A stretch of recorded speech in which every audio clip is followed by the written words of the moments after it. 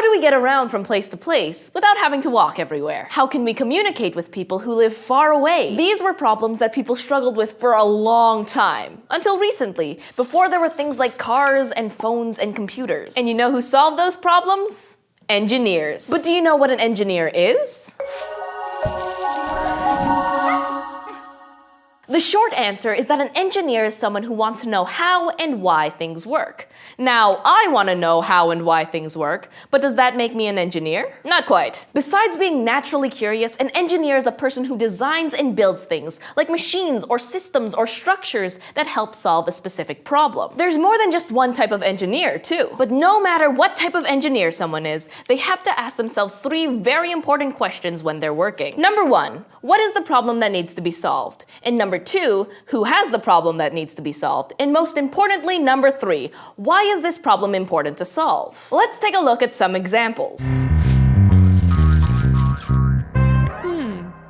A really famous example of engineering is the Golden Gate Bridge in San Francisco, California. I mentioned that there are different kinds of engineers, and a civil engineer is someone who designs and constructs buildings, roads, and bridges. For the person who designed the Golden Gate Bridge, what was the problem that they needed to solve? People couldn't travel in or out of San Francisco, which is surrounded on most sides by water, without a boat. Who had the problem? Residents of San Francisco mostly, but really anybody traveling in the area. And why was the problem important to solve? Well, you didn't want a whole bunch of San Francisco residents trapped in San Francisco forever, even if it is a super cool city.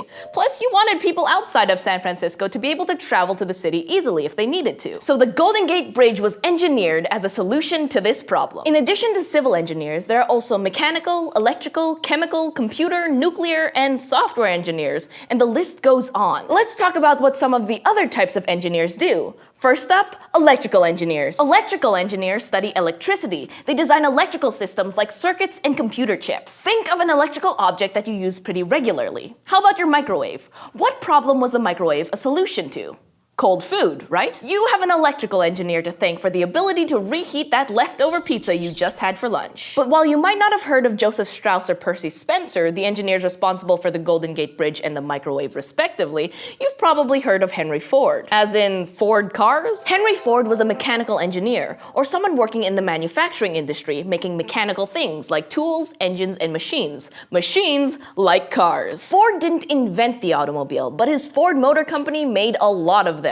His Model T car was famous for being affordable for plenty of Americans. Ford saw that lots of people who wanted to drive cars just couldn't because they couldn't afford the pricey vehicles that were for sale. So he engineered a cheaper model as a solution to this problem. His fellow engineers started to do the same, and now, well, cars are everywhere. Henry Ford's not the only big-name engineer. A famous engineer around today is Marissa Mayer. Mayer is the president of the internet company Yahoo and is also a software engineer. Software engineers work on computers and other products that use software to write programs to make them faster and able to do more things.